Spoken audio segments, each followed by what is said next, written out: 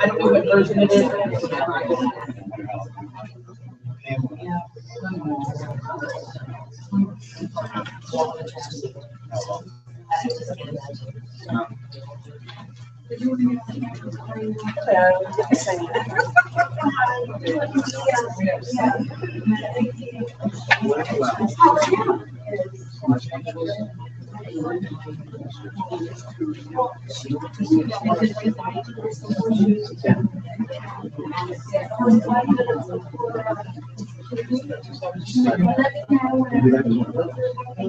Thank you. Yeah, that's what I think.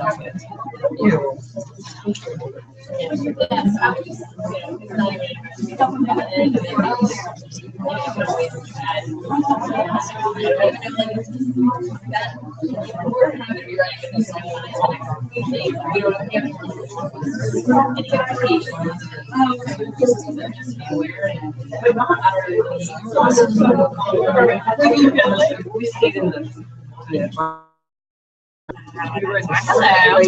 That's why I didn't see you, because we were on the roller coasters.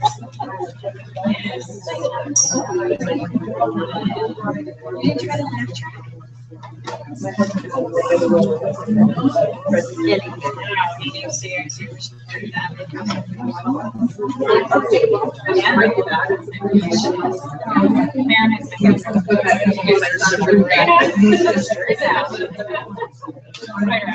Rhonda.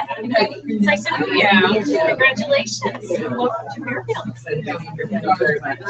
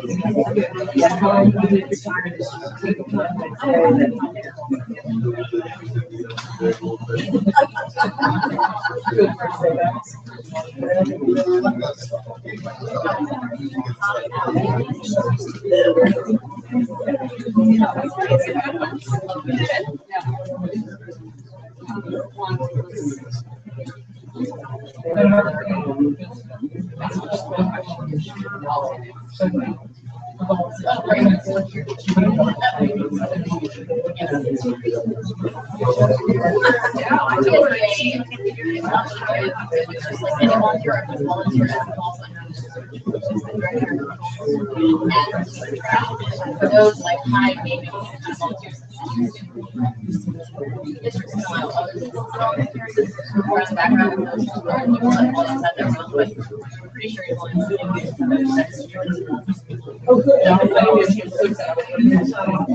I want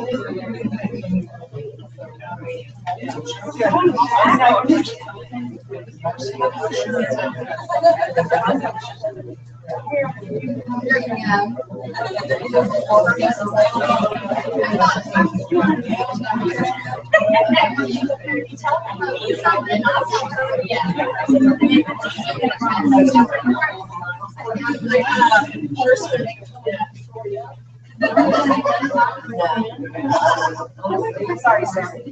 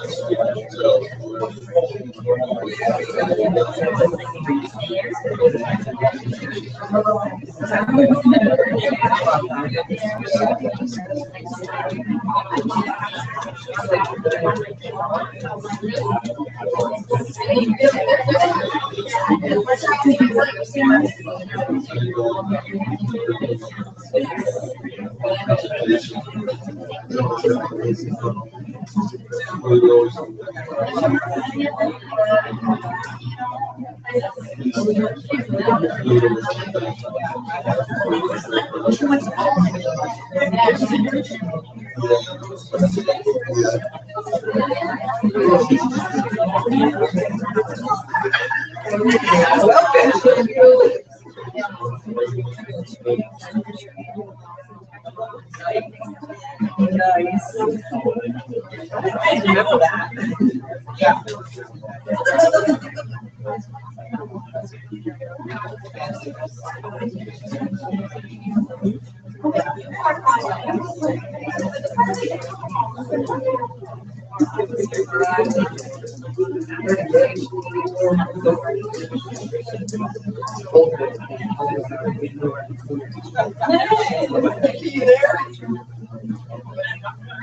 Okay.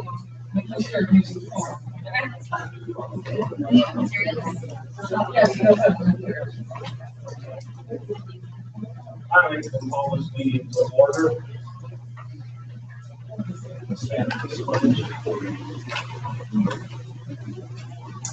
Pledge allegiance to the flag of the United States of America and to the republic for which it stands, one nation, under God, indivisible, with liberty and justice for all.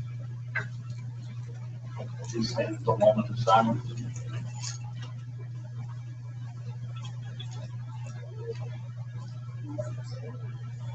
Thank you.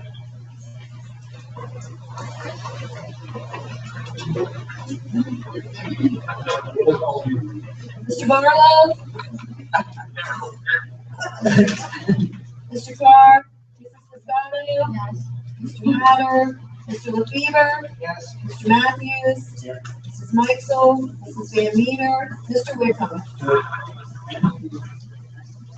Okay, we have a quorum. So we'll move on to the minutes. We have a motion to approve the minutes for the July 27th, 2015. Okay, we have a motion from Nikki. We have a second.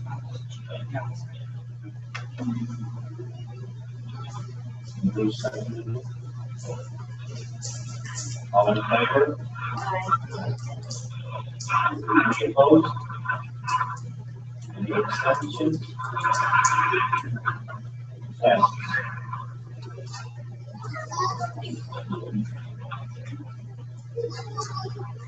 Okay. And so we'll move on to the presentation reports, and we have reports to adjourn. Maneuver here of the administration so we can display the PowerPoint on the administrative retreat.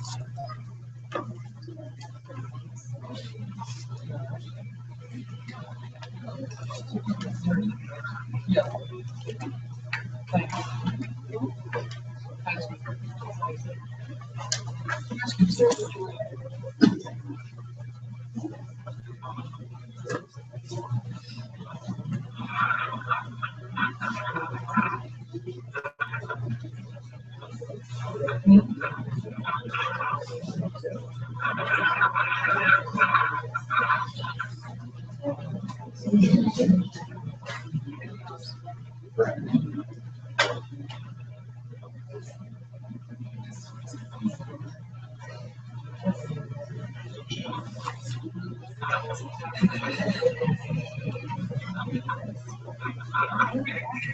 Everything is not the retreat.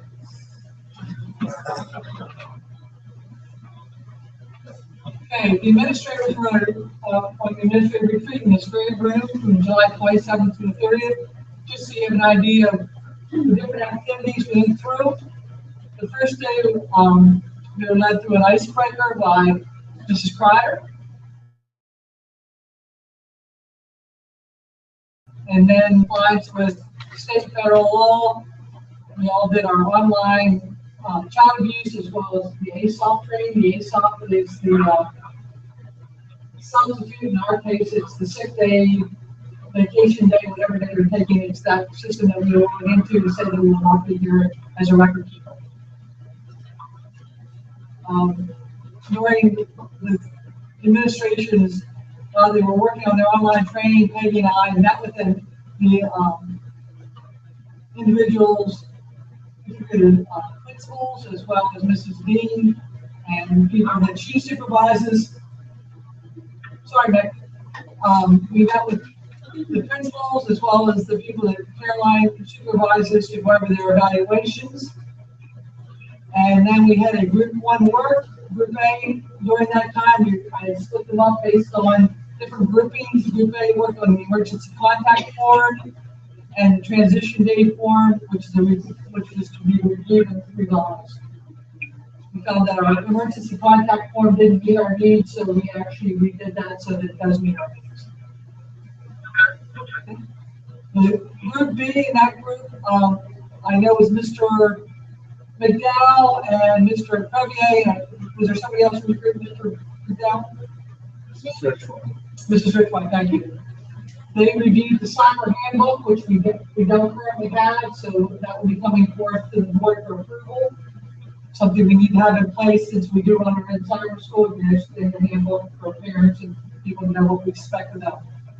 Group C worked on the crisis coverage map and drill coverage sheet. That is exactly where you exit the building, depending on what room you're in, and which administrator is responsible for that area of the building, and who they should be able to find in their area when we do our checks. After lunch, we continued. Group 1 continued with their work sessions, and then from 1:30 to 2, we actually each group reviewed what they accomplished in the morning, and people gave them input as to whether any other changes needed to be made, and those presentations we made in the board models. The emergency contact form again was presented and changed, and everybody agreed with that. We felt it was accurate and what we needed it to do. The coverage map, the personnel coverage was reviewed. Everybody weighed in on as to whether or not they really thought that was the most efficient exit for, and more so for the administration to make sure that we have enough administrators covering the different areas. And then the lockdown procedures, our current procedures are obsolete. You know, we still follow the old philosophy that you lock down and stay in place, and that's no longer true. We've learned a lot, unfortunately, through the Columbine, to the Newtown shootings, and now the philosophy is as soon as you can explain or get out there where the shooter is, if you're in an opposite part of the building, the rule is to get out, to go somewhere. So we actually looked about, how we would create these new procedures based on what Mr. McDowell, Mr. Curry, and I went through last year with the Alice training, where we actually were shot with help with rubberized BB guns. And yes, they do sting. So we will be looking to bring those kind of trainings to our faculty and change how we do things. The comprehensive plan preparations, we are now in the midway point. We have building level goals and criteria for our team members based on what the state has told us. The new comprehensive plan will be due in November 2016, and the principals will begin meeting with their buildings in September because you actually have to do a building level plan and then more likely a district level plan, which will start in January. Group D developed a rubric for differentiated supervision. It's something that Bill and I have actually worked with the union on the last 2 years, and we've never gotten the differentiated, the actual rubric complete. We just lost it.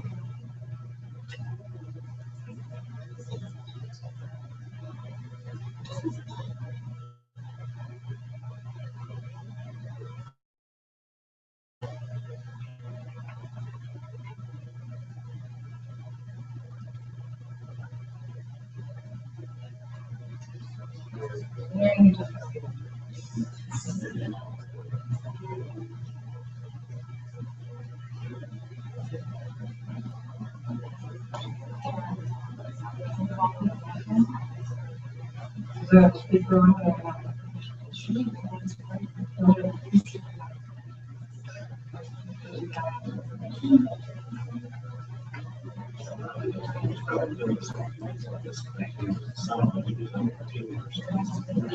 Yeah,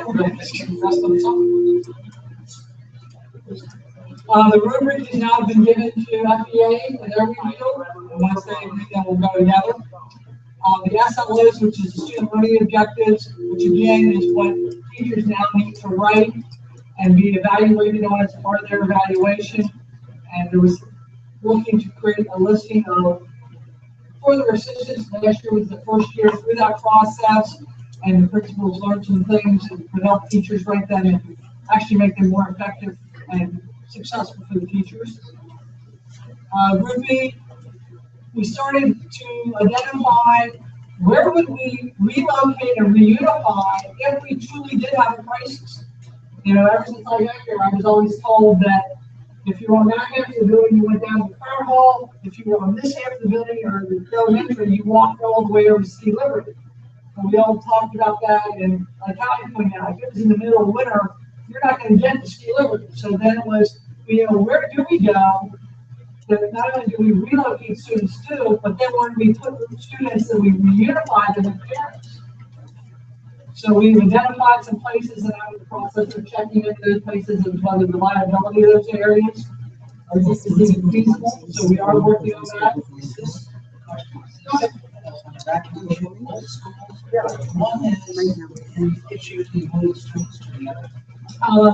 It would depend on what the situation was. You know, if it was, let's hope that it's never a shooting, but if there was a shooting in place, but because it's would be, one of the buildings would be a crime scene, right? And so we would have to take all students somewhere to get them reunified with their parents because the parents could be out on campus. Where would those places most likely because it would be an advocate?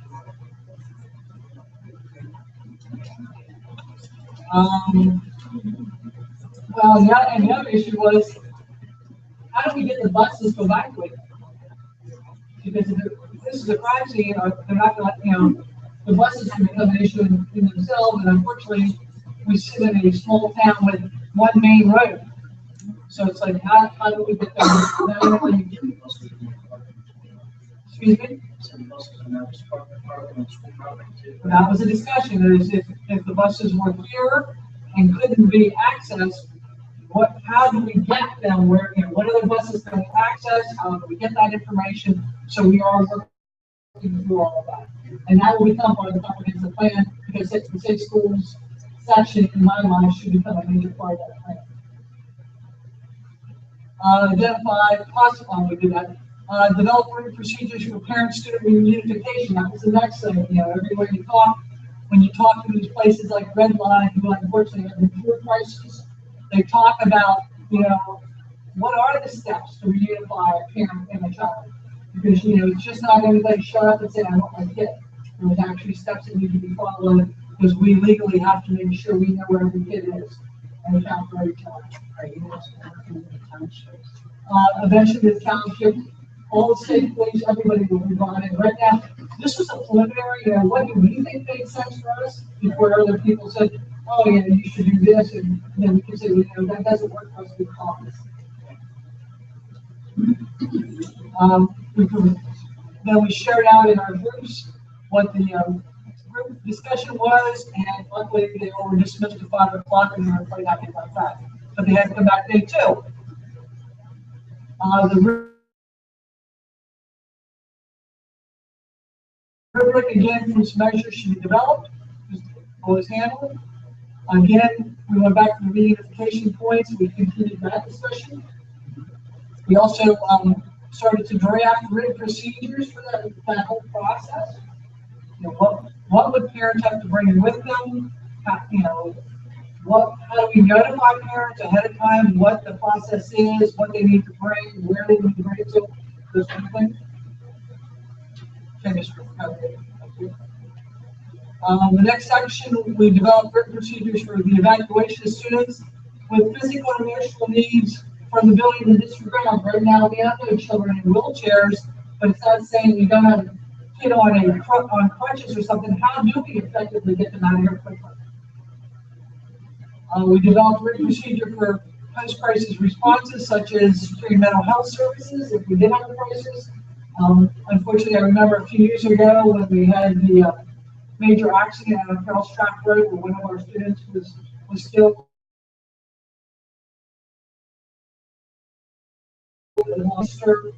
Saying, you know, what do we do? And so, well, the first thing we do is we call the IU and we get their crisis response team engaged.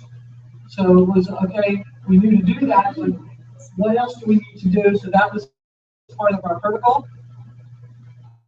We developed a protocol for the action review, who, when, and where, as well as we're working on developing a survey for parents regarding our schools, and that's going to be part of our comprehensive plan information. What do the parents in this community at large think about the school climate, bullying, gang violence? And you may be sitting there going, we don't have any gangs here. Well, you know what? That's maybe what we believe, but is that what the whole community believes? There's no gangs here. Illegal drug sale or use, to school security and other safety issues. So that survey is being finalized and eventually will be advertised and put out on the website for community and parents to take.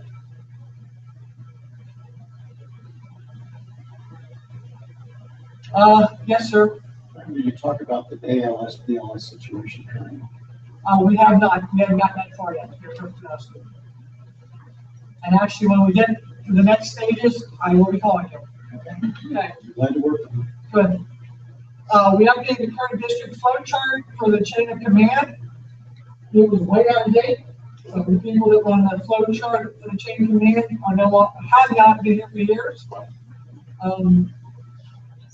We also looked at the fact that when I pulled out what's considered the emergency kit, I should have probably brought it tonight, from the superintendent's office, I was shown that there's an emergency kit.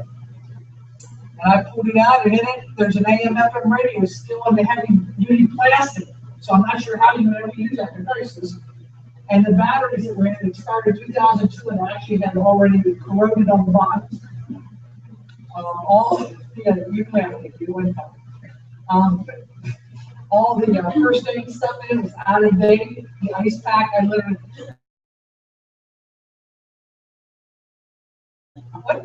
So we tried to break the ice pack to see if we can get a race. It didn't work. So we realized that we need to do a better job at that.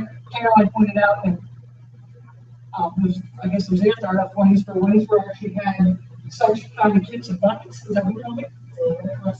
Every classroom had a bucket of emergency things that teachers were grabbing when they went out the door. So there was a discussion on, if we did that, how do we get that funded? How do we get that taken care of? So that was a discussion. We developed a protocol for assuring current school building layouts are provided to these individuals. And it was interesting, the day after we did this, I actually had an email from the state saying that the counties wanted current building maps, which I sent to Howie, and I said, that's really interesting. They sent it today, and we talked about it yesterday. So we know that the state now is pushing that too.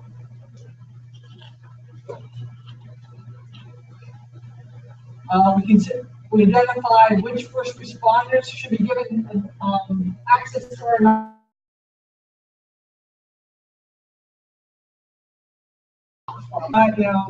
who should be given that access. So that was a discussion. It's the box on the front of this building, the elementary, that actually it's a secure lock box that actually has a key inside that is the master key for buildings.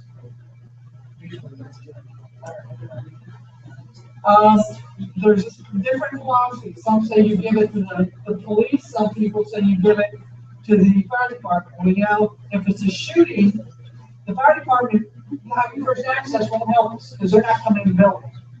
So then should it be Carroll Valley, because they probably, even though they're not our protectors officially, they will be the first ones here. So that was a discussion that the community, we're going to have a second, probably with those people, with those first responders too, as to who they think should have Shouldn't be somewhere. So, can they go that? They can't, the philosophy is that you give it to the one who's gonna get here first. You don't know, just be there. So it's a fire. Fire department is shooting the police, like, they don't have it. Good point. I don't know if there's a code here, but I know in Frederick County, when my husband runs the firefighter, it's required. It's a, that the fire department have it. It's an ordinance, they have to have it, and if they don't, and they respond to a call there, and they don't have it, it's a fine. So I'm sorry, I didn't hear It's you. a fine. Okay. It's not provided to them, so I don't know if that's the case here. And ours is not a code, right? How- No, I don't mean a code, I mean, they're the authority. Oh, you know, I thought because I know in some districts, some places I've been, it actually is a coded box. Okay. No, it's a key, that's what I was saying. It's a key, it's a physical key that opens that box to get you the key to get you everywhere else. May I suggest that because I got brought up against exactly something where a fire department could have been in the building, try to get in the building, come to find out another two had already taken the out. And that's just a suggestion. That one person, one agency responsible. That's why it's. But that's why, what I told the administration was, well, as we walked through this, it was strictly a discussion of, you know, we're gonna get things in place, preliminarily, things in place. And then we'll, you know, when we sit down with the first responders and the people that are the experts, then we can make changes, but at least we can have whatever, you know, we can have the preliminary in place.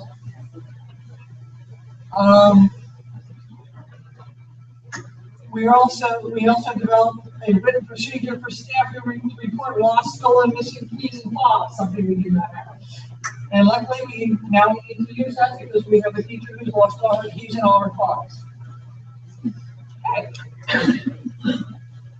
We didn't, one of the other things was we needed a delivery log for things that are delivered to the district. We didn't currently have that, but we just trusted the UPS would have their own delivery log.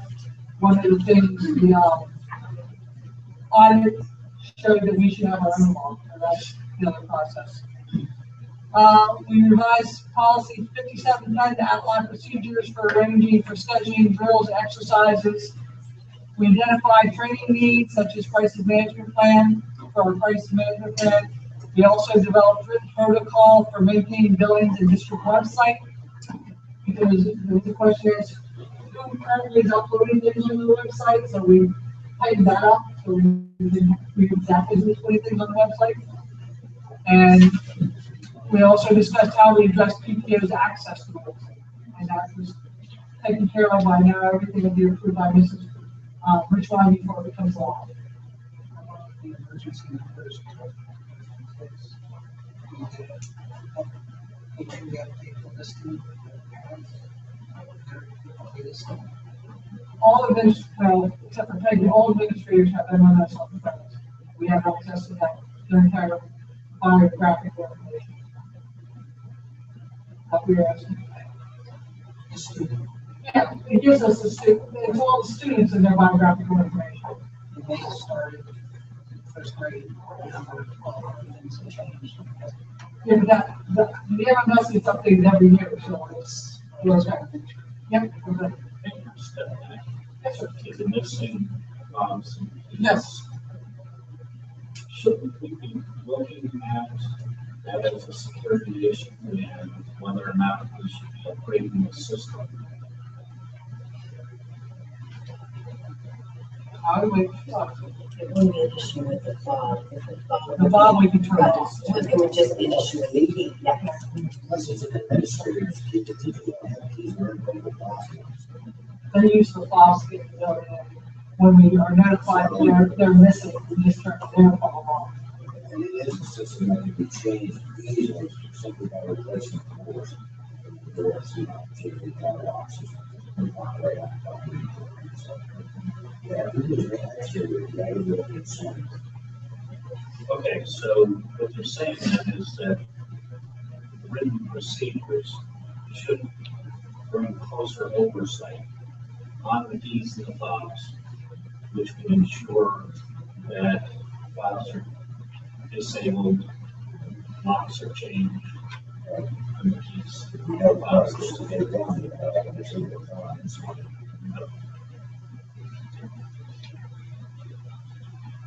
We developed an outline for training of the crisis management plan for the district crisis response team, to the administration and staff, the students, and FairfieldUnite parents.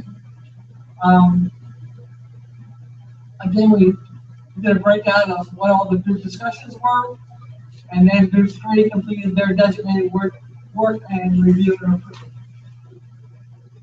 Day 2 went forever. Then we had a group discussion on all the concerns and issues that we brought up.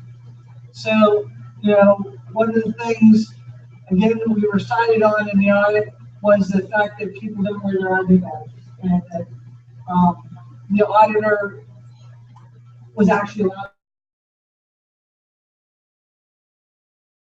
to walk through the dump. So that's a focus for this year, is we will be going back to wearing badges and questioning who people are if we don't, know that they belong. Student permanent file content K-12.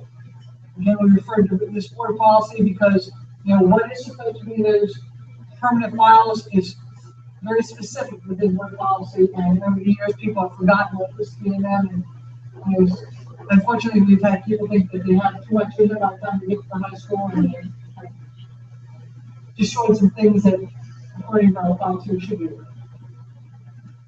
The student portfolios, which for years ago, you actually, when I was in the classroom, you actually had to do a portfolio K-12, and the thing was that they were received this at the end of their senior year when they graduated. It was kind of replaced with the senior projects. However, evidently Fairfield continued, the teachers in the elementary continued to do the portfolios. Nobody else above them wanted to do them, so they would give them away. So then the discussion was, do we really truly need to continue to do them or not? And the discussion was, or the conclusion was, that we weren't going to do them any longer. And the ones that are currently sitting in the middle school will be provided back to the students that they have. Teacher-specific data, again, as far as our evaluation. The CPI training is part of the special ed audit, and will need to be done with the administration. So I will make a date to do that, because as the trainer, I want to make sure they are trained before the audit comes. Yes, teacher training. We talked about renewing that and having it again, so that will be coming at the beginning of September. I will be doing this teacher training, and we'll try and get as many people who have bachelor's degrees who want to be substitutes certified to do that. Excuse me, when are you going to start that? My goal is to be in September. The administrative meetings, we talked about what I explained to the administration was I will be meeting with them every other week individually for half hours, and they will have three questions to answer. What are you working on? What can I help you with? And what are your goals? Because everybody on the administrative team has certain measurable goals this year, which will be part of their evaluations. The administrative team meetings will be on the opposite ways, where again, they're going to hear pretty much the same question. What are you working on? What can we as a group help you with? And what are your goals? And any other things that we need to deal with. Email, the administration, although they probably aren't happy with how they are no longer allowed to email each other or me. You need to get up out of your seats. It's part of our wellness program. Get up and go talk to somebody. So, and if it's more than 2 lines, they are not allowed to email parents. So you must call the parent and talk to them. You got more talk, folks?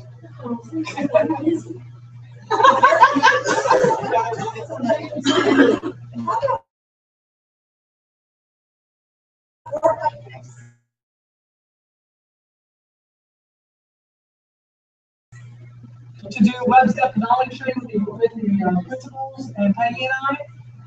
And we talked a lot about where our focus is in professional development. She will be back in October to train our staff. And then all faculty meetings will focus around web step knowledge and questioning. How to develop our questions both oral and written to get to a level 3 at least, if not to a level 4, so that we can add rigor to what we ask for kids. And the whole basis of that is to get comfortable with that this year, so that next year when our focus is writing common assessments, we are writing assessments at those higher levels. Administrative planning for the district in-service, we plan all the in-service activities for the year. They are developed, as well as the voting faculty meetings. The principals are in the process of finalizing their drafts for the year, what the agenda topics will be for each faculty. Yes, ma'am. I just have a question. You're talking about security. One thing that I've noticed is the idea of cafeteria. Our emergency exit in this building is really blocked. And unless we're all going to go run out the door and trip over, that needs to be addressed somehow. That's a concern. Okay. And I agree with you. We'll flip the room around, back around, and you'll get out of the wall. Just separate the tables a little so there's a gap. Good point. A3, continue the comprehensive plan. Again, we talked about the building level teams. They will be established and complete what they need to do by the end of December. Again, they're going to review their data, establish their goals, and identify professional development needed based on their goals and what they're working on. And then in January, there will be a district level team that they will join. The administrative team then clarified what each building was to include in their back to school mailing, which should be coming home if they haven't already received them. And again, we had out at 5 o'clock. Day 4, we had a discussion clarification. The state now we are required to do suicide training with all our staff. So actually, we thought we were ahead of the game. We sent our psychologist or our high school counselor to suicide training last year to become certified trainers, only to have the state change the rules. And now they're no longer certified, so now I have to send them again for training this year before they can tell everybody else what to look for. Web depth knowledge, the faculty will be trained on October the 12th. Again, the administration will have a follow-up day with Leslie Trimmer. The administration will actually be in the training with their faculty, so whatever questions come up that they can't answer, they'll know to get further training from Leslie. And again, it will become part of each faculty meeting with a focus on vocabulary and level 3 and 4 questions. There was an ASOP discussion as far as who's going to approve who, when the cutoff is that the actual buildings have to physically start making calls because nobody's responded to the automated call. And then volunteers and changes. It used to be that each building took care of the paperwork, but now we have one central location. This is Actor will take care of processing all the paperwork, and people list of all approved volunteers, and all clearances are done, completed, and then she will provide that to the buildings so that they know that everything is being completed. We had a long talk about PSSAs and keystones, which is a very sore subject. Adams County scores were shared and discussed. We had talking points for the faculty were developed, and then guidelines for August 24th, right? For their board presentation, which will be the next meeting, were developed. In that, you'll see a change in the ELA test, which is the English language arts. Used to be a reading test, and now it's a language arts test because they've taken away the writing test. You'll see the county-wide comparison between 2014 and 2014-15, and you will also see a historical data for PSSAs and keystones for the past 5 years. I will tell you that I actually asked Mrs. Weber today because it has come to light that in a lot of places kids have passed the keystone in Asheville point and failed the PSSA in 8th grade. So I've asked her to go back and look at that data to see if that was been true of any of our students who have not been proficient advanced on the PSSAs and get past the keystone in Asheville. And we had a team building activity and dismissal at 5 o'clock. That was our administrative retreat.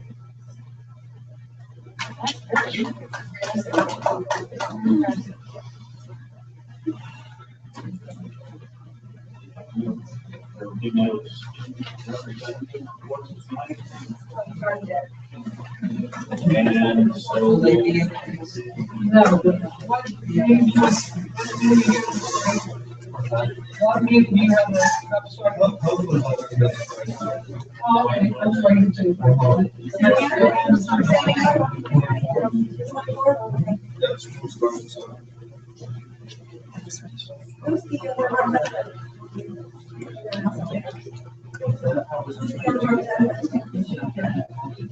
Off the top of my brain, I don't remember. I'll be honest. You ready for the board celebration? Yeah, they're gonna have to schedule, I think, next time, when you do all the PSSAs, they can do the celebrations, since we need celebration. You got the PSSA scores. Okay. So we're ready for public comment.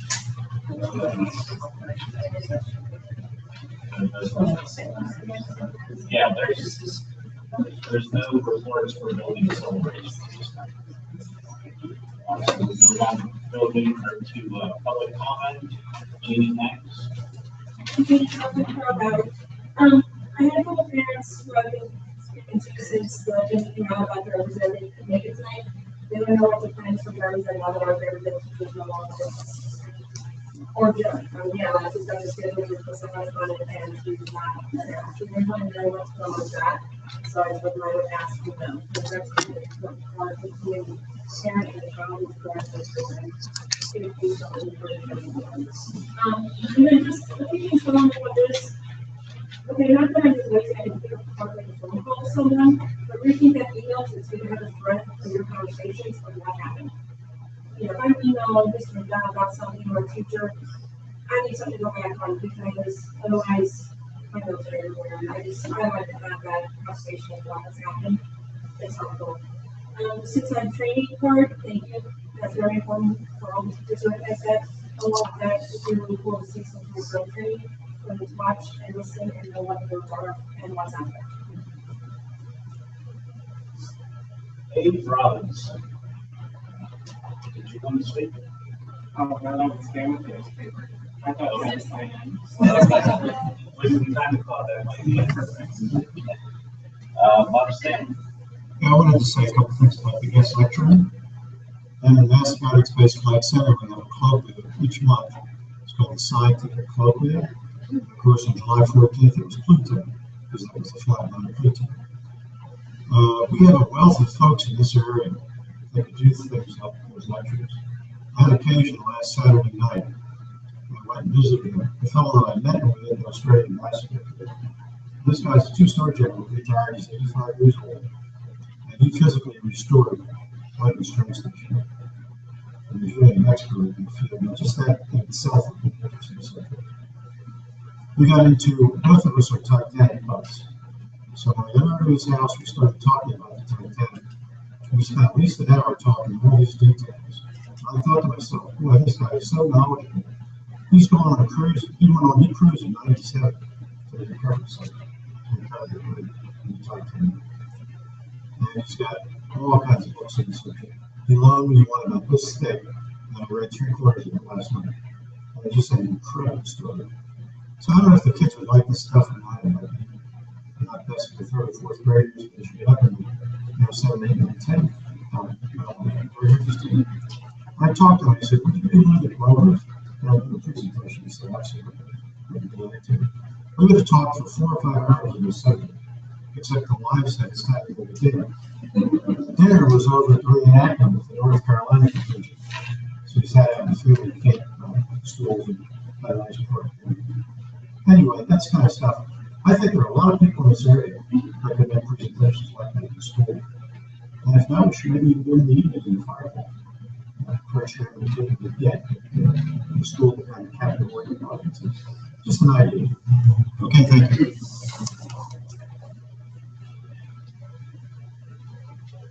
Sarah there.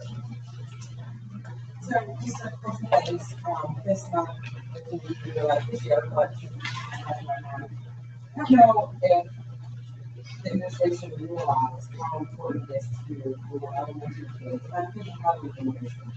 So then we got teacher extension. I know in the past, we used to go over the report card. It was in this year. And we used to do a very small line that I am telling you that shall work out. it's caused anxiety of someone wanting to Mommy, my teacher, Mommy, do you think so-and-so's going to be in my class? Is so-and-so going to be in my class? I mean, this point in your life is a really, really big thing. So if there could be anything done to make that happen a little sooner, even if you can't call on the report cards at the end of the year, either in July or something, that would be really helpful. I also have a concern about retention.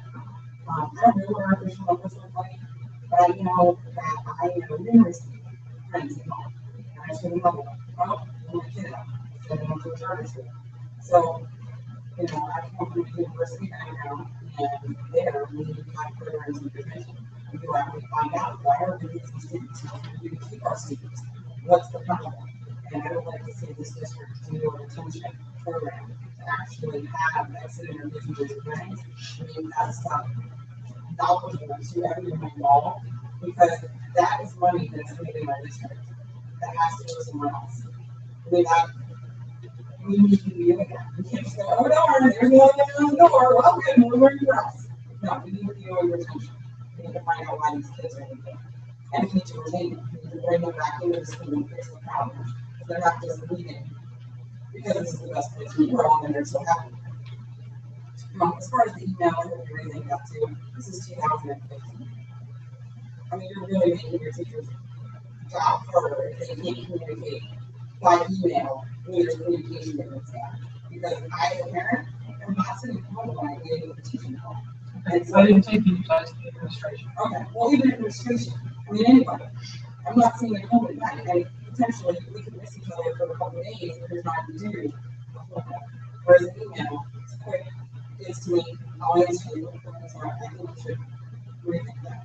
And not that I know anything about this, but I know that I think last meeting there was discussion that the Spanish teacher left, and there was a part-time Spanish teacher hired. Maybe I'm all based on this, but I just want to share that I really hope that this district has a full-time Spanish teacher. Because especially with being in Adams County, that's extremely important to make it available for our children to learn Spanish. And I would love to see that expanded into the lower grades in this time. We know what full-time Spanish teacher. The other is a part-time. As So a we're full-time and a part-time. awesome. Thank you.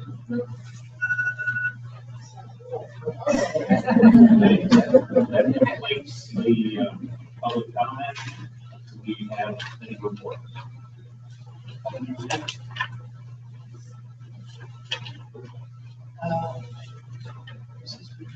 Thank you very much for being fourth grade tracking from recent country. Well, actually, I can talk about that right now, because it's not being moved. Because, no, it's not, because actually after I told you this was removed, I had outcry from teachers. We've already done that, evidently, years ago. We did the staggered start, and what we had was kindergartners sitting in the cafeteria with first graders, holding their ears and crying. And since I believe in students first, I wasn't going to consider that. And they said, yeah. And then when Mrs. Ruthline pointed out that now with the snacks that we have going into the day, those kids aren't spending any more time without food than 2 hours.